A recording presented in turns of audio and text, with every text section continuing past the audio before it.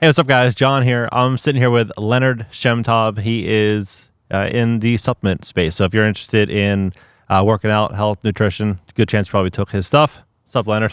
What's up, man? How you doing, dude? Good to see you. Good to see you. Thank you for having me. Yeah. I've been friends with Leonard for how long now? Like 8 years? 8-9 years at least. Yeah. And came over half hour ago, started talking. I'm like, dude, let's bust out the cameras. Let's do a podcast here. It's an improvisational podcast. Yeah. So you're in, how'd you get in supplements? Supplements I've been into for a while. It's been 10 or 15 years. Growing up, I was very thin, not like terribly thin, but I was thin, thin build. And I wanted more muscle, and more money. Sure. So I started taking supplements. I started working, and I said, okay, I live the supplement lifestyle. I went actually to a party, and this is, 15, maybe 16 years ago, and some guy who was very successful was there. I'd never met him before. And I said to him, he said, what do you do? And I said, well, I'm doing like mutual funds right now and like life insurance and like, do small investments, IRAs or whatever else. And I said, well, I'm not really making it there. I'm looking for something new. And he goes, why don't you do something on the internet? And I said, really? He said, oh, the internet is booming. You got to get on the internet. And I said, all right, he's doing well. Let me take his advice. And I did, I started StrongSupplementShop.com and, had that journey. And at the same time, I've always been into real estate, and you're into real estate, and we have that common thread, and we talk real estate almost every time we're on the phone with each other.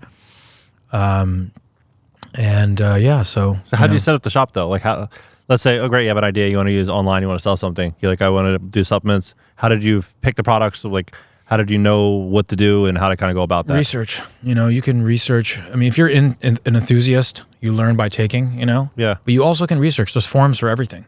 You know how it is. There's Reddit now, but before then there was forums on bodybuilding and forums on working out, et cetera. And you do your homework and people talk. The good thing about a forum is that people generally say the truth. Especially if they're not sponsored, if they're not like, they don't have a dog in the game. Yep. They're just going to be like, yeah, I took this product, it really worked, et cetera, et cetera. And I found at that time the space, the fitness supplement space was kind of a very like loose, I want to say unprofessional, that's not the right word, because there are professionals there, but it was kind of a loose area where people weren't really as professional as they could have been. And I brought kind of a business sense, a business professional attitude about it, where I was like, we need to have customer service. At that time, there was like no shops, online sites like ours or like mine that had a customer service component. It was kind of like you just emailed. And I was like, no, I want to be able to provide service to people. People want answers. Yeah. So I did things that were like above and beyond what normal websites were doing at that time. And that distinguished us from the rest. Did you bootstrap it? Yeah, of course. Yeah. You have to. When you start a business, it's, if you're not have investors, and you bootstrap it, because why not? Yeah. Was the first year profitable? No, probably not. Probably break even, if that. And then the second year? The second year got better. It grew with time. Things change. The supplement space is a very interesting space. I mean, there's so much there. Today's video is sponsored by GreatCreditFast. Do you want to invest in real estate or possibly Airbnb? Maybe you want to start and grow a company or a business or possibly get debt free. With great credit, you're able to achieve all of this and much, much more. The last thing that you want to do is borrow money from a credit card company paying 25 or 27% interest, because when you look at the real numbers and you look at what's actually happening in the economy, that's the worst strategy, and it's almost a guaranteed failure. Take a look at this. So if you're borrowing $10,000 at a 27% interest rate, paying $250 a month, it's going to take about 9 years to pay this off and about $16,000 in wasted resources paid to one of these credit card companies. However, with great credit, you're able to do a balance transfer in most cases and get debt free for 0% interest and pay this off in a fraction of the time. In 2008, banks started tightening up lending restrictions, and that's exactly what they are doing now. They're getting ready to tighten up lending restrictions, meaning that if you have that low credit score, 400, 500, 600 credit score, if you're in that even low 700s, it becomes much more challenging to get access to money. But if you look at Blackstone, for example, Blackstone, they are using their credit and their relationships to raise money. They've just raised $30 billion to invest in single family rentals.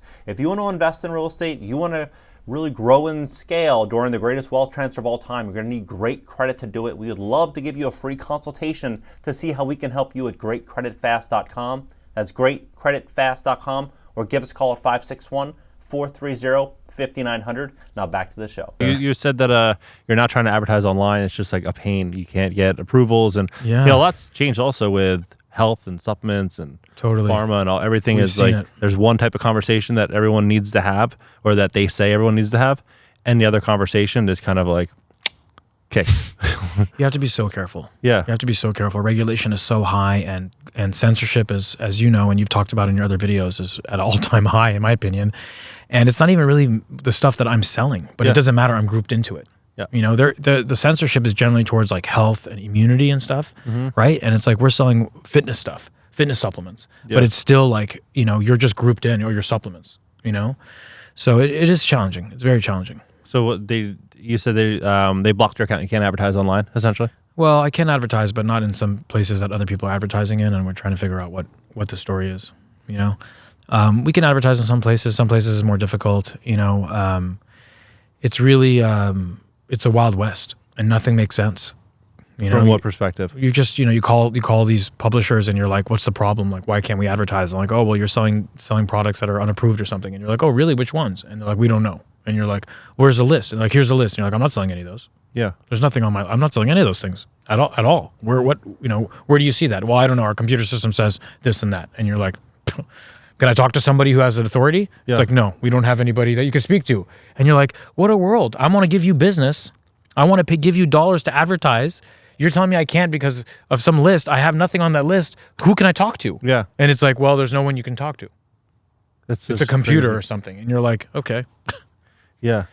So, you know, you start to, part of the journey I've gone through in business is the spiritual component of it. You know, it's like spiritual economics, which is a great book, by the way. But it's like you start to learn about surrendering. There's a time for will, which is the male energy, and there's a time for surrendering, which is a female energy. We have both those energies within us. And, you know, it's a balancing act, because why we're here is to learn anyway, right? Like, why does our soul choose to incarnate here? It chooses because it's an opportunity to learn. And the setup is a very good university to do the learning and to do the growth. So as a result, these catalysts come, opportunities come. Even a thought is a catalyst or an opportunity to look at how we think about things and how we perceive things and our perspective and challenge it, right? Like you're driving and you see someone cut you off. Like that thought that comes to your head, it could be anger, it could be a relaxation, let it go, who cares, that guy must be in a rush, whatever. It's an opportunity to look back and say, how am I here? You know, It's like a stenograph for your consciousness.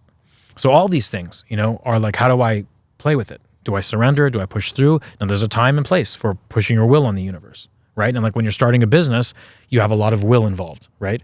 No pun intended to his name, but you have a lot of will involved, right?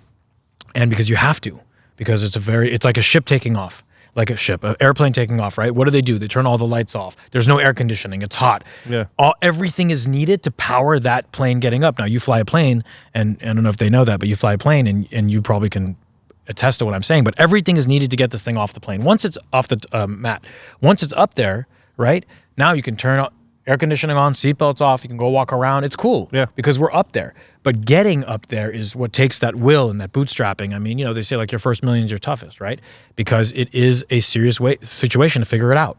But once you get up there, you know, but it's also another story keeping it too. I mean, it never ends. The catalyst and the opportunity to learn and grow doesn't really end. That's why we're here. When you're done learning, you're done. Yeah. It's like you graduated the university, it's time to go. And people get so sad when someone goes. And what I mean by goes is crosses over, right? Yeah. And I'm like, look, it's not easy. Okay, I've lost family members. My mother passed a few years ago. It's very tough, and there's mourning and all that. But at the same time, I say stuff like, well, if they graduated, why keep them here? Yeah. Imagine having a friend who graduated college and he's ready to go on to the next level, and you're like, I know you graduated, but I want you to stay. Yeah. I want you to stay. Why? Because I have so much fun with you. I love you. We're having such a good time. It's like, but I'm graduated. Yeah. I did the final. I passed. I'm ready to go to the next level. It's like, I know, but I don't care. Yeah.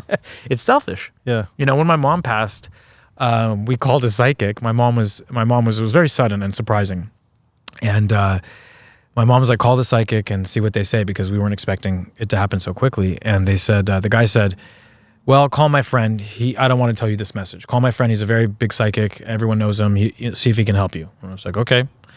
So I called the psychic, you know, and I called the guy. And he's like, who are you? How'd you get my information? I'm like, this guy referred me. He's like, I have a 6-month wait list, you know, da-da-da. And I'm like, okay, man. I'm like, here's the situation. This guy referred me. My mom is on hospice. Like, you know what I'm saying? Like, you want to give me some time, or should I go? And he's like, no, you're here. Give me a minute. So he comes back and he's like, she's ready. She's accepted it. Circle of Souls is waiting for her. but you haven't. She's good. Yeah. It's you that needs to do the acceptance. And I was like, damn, this guy got me because I'm not ready to let go.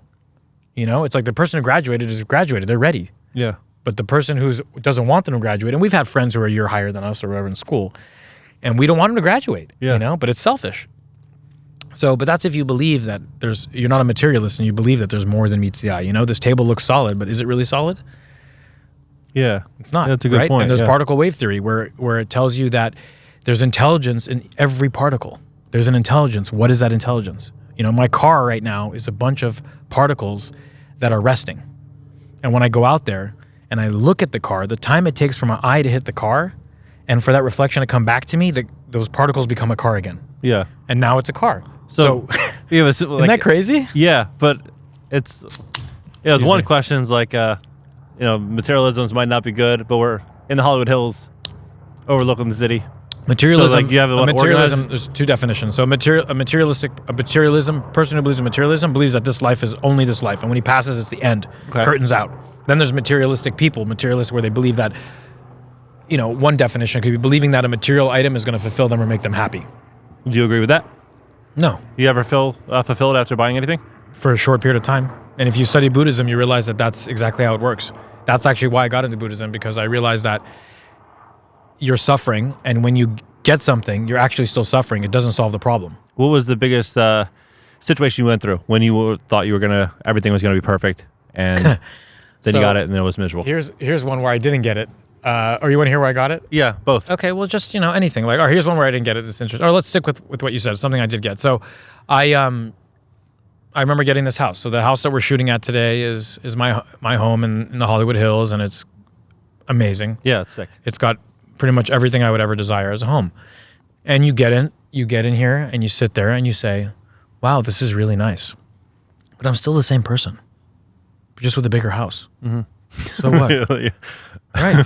It's just a house. At the end of the day, it's like you thought your whole life, the whole society told you, once you get this car, once you get this house, then you're happy. Yeah. That's all you got to do. And your parents even say it too. Well, if you want to have a good life, you need to be successful. What is successful? They're talking about money. Yeah. You need to have money if you want to be happy.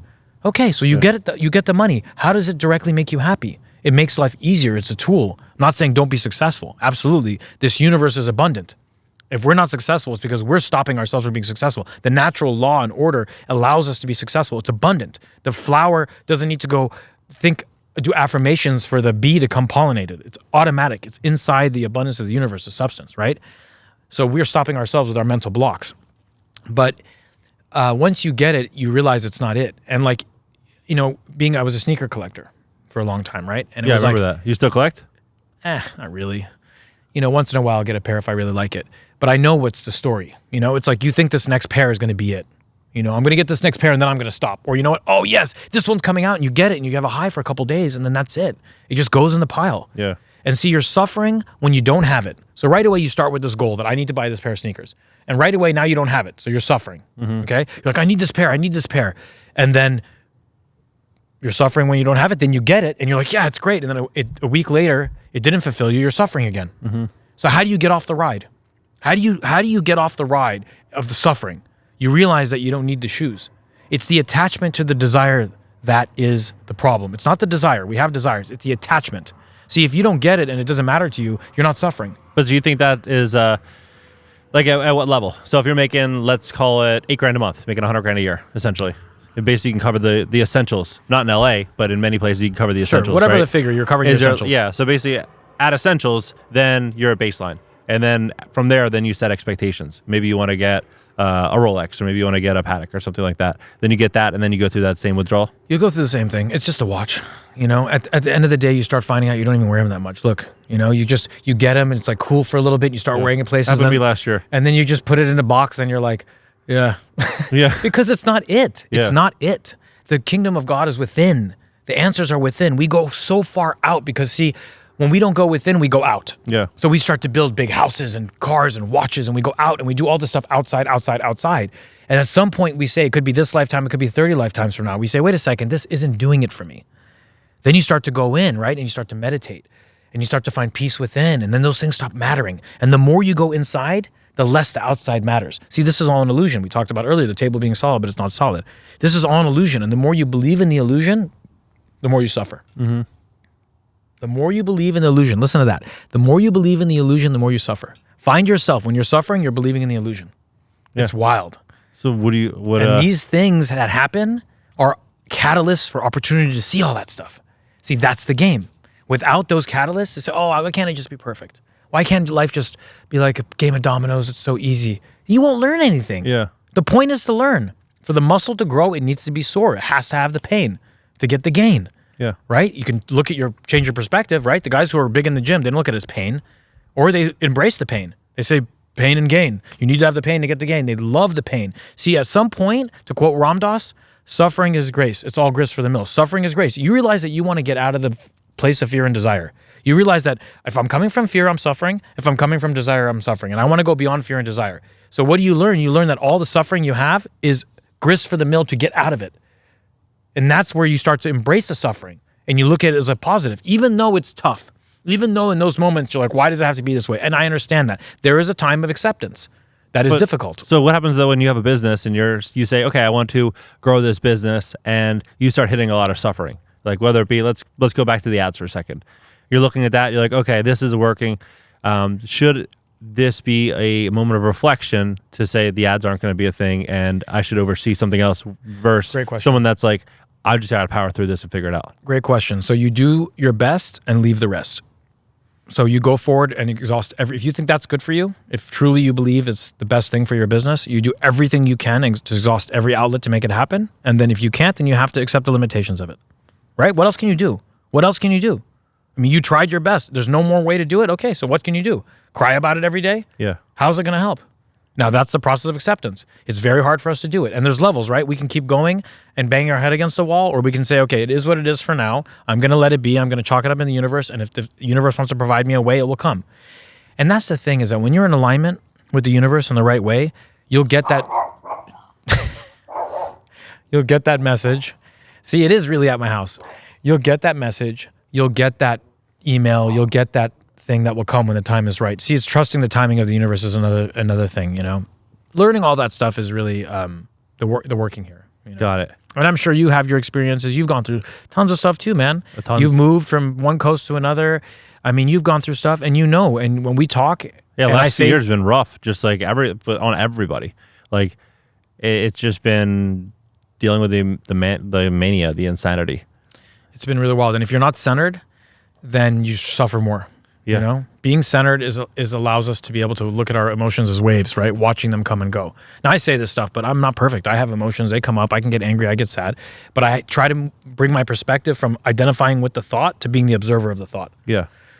Do you think the next couple of years are going to push people to a place to where they are either going to prosper spiritually? If they take the curriculum. Yeah. If they take that's the thing. Free will. This is a free will universe. If you take the curriculum, if you choose to use the catalyst properly, are you making efficient use of catalyst or are you not?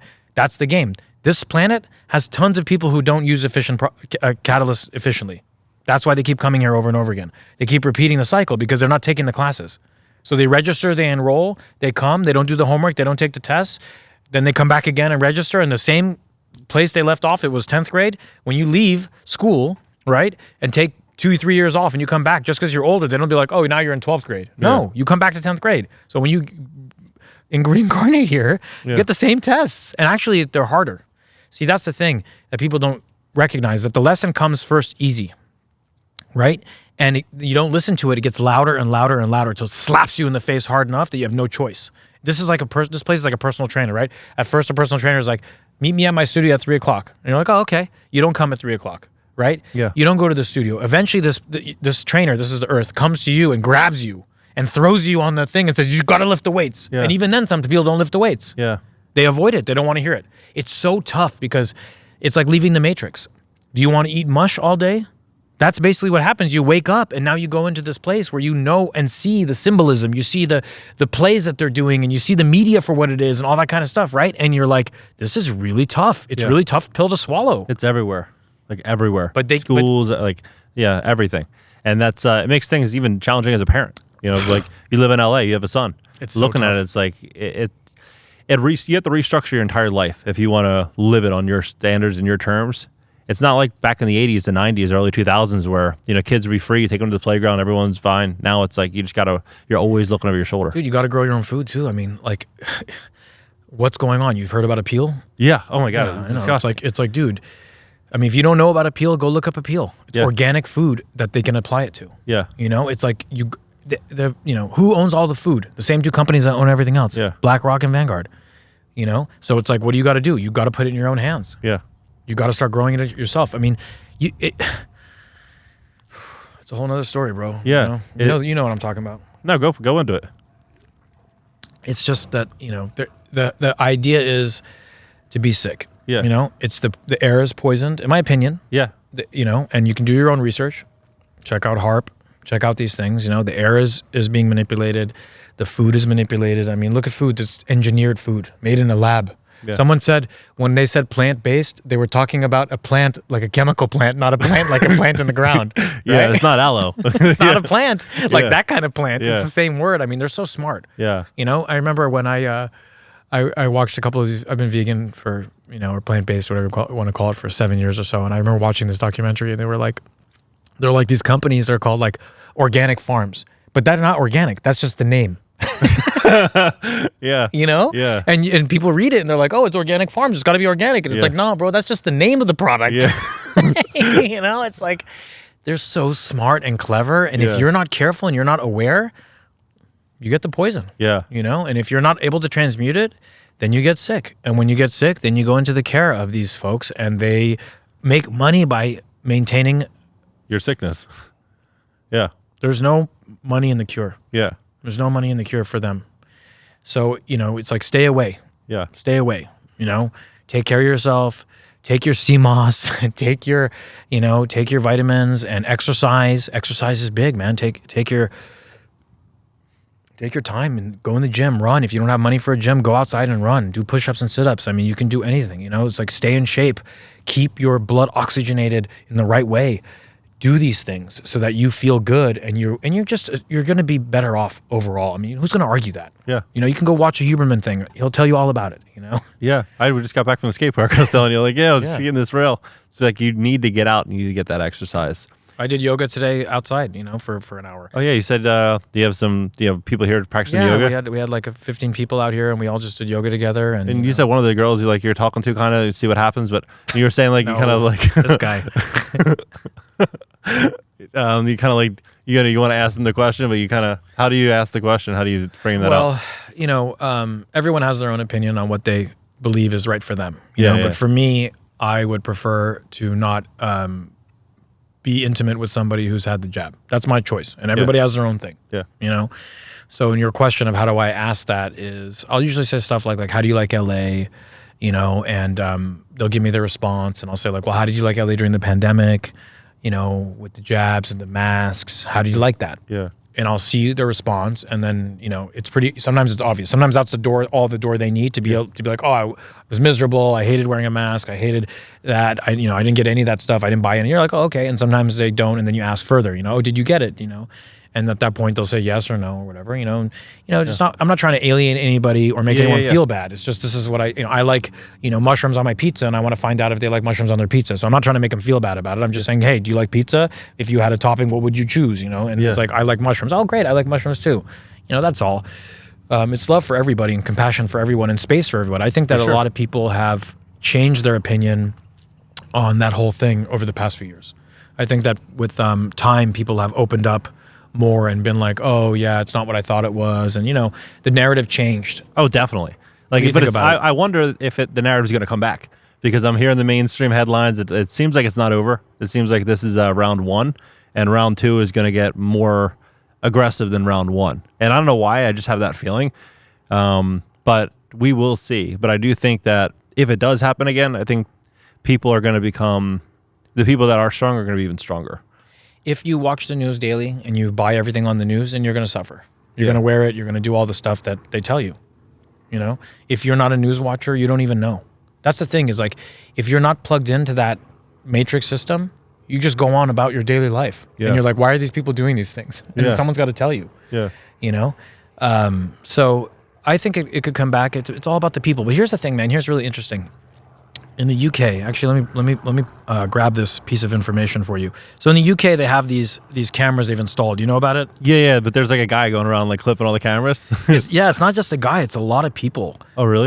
Yeah. So they put these cameras up, and it They're says ticketing cars. it says England is on the verge of giving up on the WEF agenda. Okay, this is what we're talking about with 15-minute cities and cameras everywhere. Yeah. And it says that almost 100% of the cameras have been destroyed, and 50,000 people refuse to pay the fines. 50,000 people refuse to pay the fines. Cameras cannot be protected as they defunded the police, and courts cannot prosecute that number of people. Wow. Like, we all think about, like, I'm not condoning any violence at all. I believe in ahimsa, which is harmlessness. It's a total different thing. But, these people are not with it in England. They don't want this level of surveillance, and they just did something about it. And now look, remember, the power is in the people. We outnumber easily. Yeah, 501 or 1,001 at least. But we all have to make that choice. Yeah. We can make the choice. If we get together, see, why does a concert feel so good? It's such a funny example, but why does a concert feel so good? Because it's a dense area of people, all which have the same vibe, same feeling, same level of happiness. Everyone's on the same page.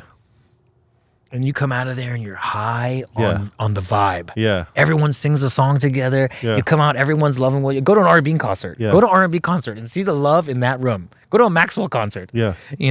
Everyone is in such a good mood. There's so much love there. It's like, this is it. This is the first concert I went to, I was like maybe 11, and it was like a band called Insane Clown Posse. I heard of them. Yeah, they have a group. Like, don't they have the Jugga-Hos? Is that the same? Yeah. But like when I was like 11, they were it. I was like, oh, they're coming from like Detroit, or they're doing some type of concert. And when I was 11, I was like this big. I was like probably the size of your son, and when he's 4. And like some guy's like, hey, I saw somebody crowd surfing, and he's like, do you want to do that? I'm like, yeah.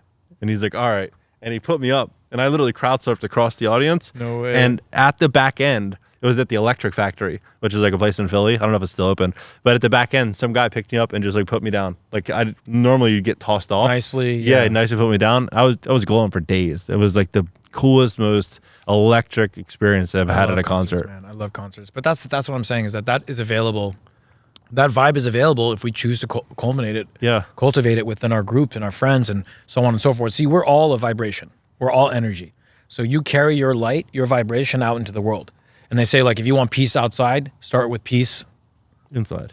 Yeah. Within. You be the living example. I read this book called Bringers of the Dawn, and I have a bunch of videos on it on YouTube. But anyway, Bringers of the Dawn, it was like, it kind of tells you like how troubled the world is, right? But it says the answer is, and in a lot of faiths and traditions, it says the same thing. The answer is you.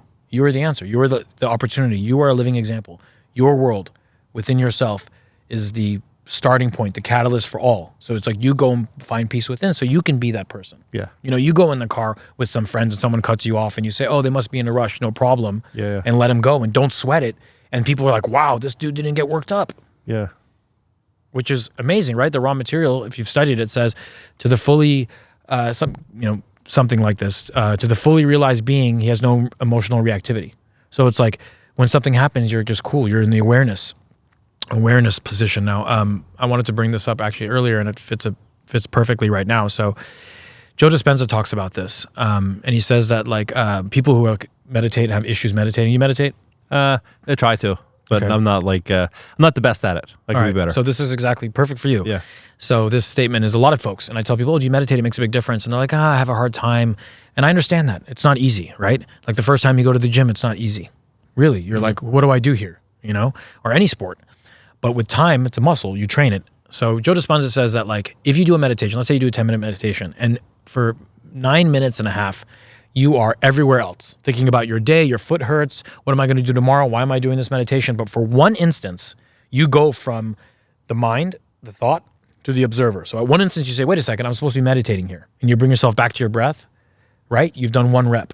You've gone from the thought to the awareness. And that one rep is like one rep. It's a big benefit because you've just disassociated yourself with your mind, right? So next time you come back, maybe you do it 4 times. Maybe you do it 5 times. And now you're building that muscle. And eventually you can sit there still for 10 minutes and maybe only veer off 3 or 4 times. Yeah, and not so get Russell attached Simmons, to it. you know him? Yeah, of course. Yeah, he's really big in meditation. I remember reading about it 5-6 years ago. I'm like, oh, I'm gonna meditate. Never did it. like I'll go through like little bits where I'm like, okay, I'm gonna try to meditate for like 10 minutes or 5 minutes or something. But I noticed a lot of really successful people incorporate Ray Dalio, a lot of meditation before they start their day to like really get it off on the right path. It's a fantastic thing to do. What people maybe people don't know this, but I found a lot of people I talk to, they're like, well, I can't just sit there and my mind just goes crazy. And I say, yeah, the mind needs something. So one of the types of meditation I do is anapanasati, which is called mindfulness breath meditation. You got to give the mind something, in my opinion. You can't just give it nothing. And what do you give it? You give it a breath. You give it the focus on the breath, right? Or you can count numbers. Yeah. So like when you're beginning, you can do this thing where you go in breath 1, out breath 1. In breath 1, 2, out breath 2. And you keep going to 10. Now, what most likely is going to happen around 3, 4, 5, 6, 7, you're going to go elsewhere. Yeah. Okay. Go back down to 1. Start at 1 again. And that's like that 1 rep. Yeah. And you're giving your mind something to do, count and look at and follow the breath. And that keeps it busy enough so you can get to that place. And it takes time, but it's really, really worthwhile. And why You teach a lot of that on a channel? Well, you can check out the Conscious Cup podcast I have on YouTube where we talk about I'll put the links down below. Yeah, and I also have Hollywood Frequency where we talk about that too. I have 2 YouTube channels where we talk about things like that. It's so powerful. And why do these successful people do it, in my opinion, is that it allows all the noise and chatter to calm down and quiet down so you can hear the real answer. See, the Buddha in Hermann Hesse's book, Siddhartha, talks about the Buddha can do 3 things. And one of the things he can do is he can have an answer, have the right answer. And how does he get the right answer? Is that he can clear out the chatter to hear the right answer. The lower mind, okay, which is called the manas or the monastic mind, is so busy. I mean, even right now while we're talking, your mind is going everywhere. You're probably looking at the background, looking at what I'm drinking, what my color of my shirt is, what's this hat, who is this guy? What about John's channel? I listen to it. Maybe I should listen to it more. Am I subscribing? And right now, if you're not subscribing, subscribe, right? All those things are going through your head, right? And those aren't really that helpful. And it doesn't mean you don't listen to it or you don't play with it, right? But the mind is a horrible master, but a great servant. So it's like, know when to listen to what. So when you quiet the lower mind, the monastic mind, you can go to the higher mind, and the higher mind can give you that answer. So if you're actually thinking about making a big decision, right? You talked about this earlier, like what do you do in these kind of scenarios? Sometimes I'll just quiet my mind and meditate on it. Like, what am I supposed to do here? Let the answer come from the universe or my higher mind or whatever you want to call it. And then I quiet down enough and I'll hear it. Sometimes I come out of meditation, right away I'll write something down. I got to call this guy, or this is that, blah, blah, blah, blah. And so a lot of times I'll just come out peaceful. So how long will you let that timeline go before you think that you should be making a decision?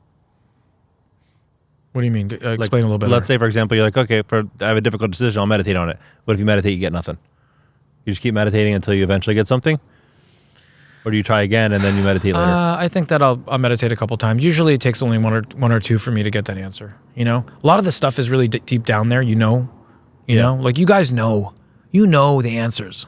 A lot of the stuff I say and you probably say people already know. They know it down there. Yeah. But they're not sure, right? They want to be reassured. They want to be reassured. People want to be reassured they're making the right decision. And it's down there. And when you get better and better and better, you don't need reassurance from anyone.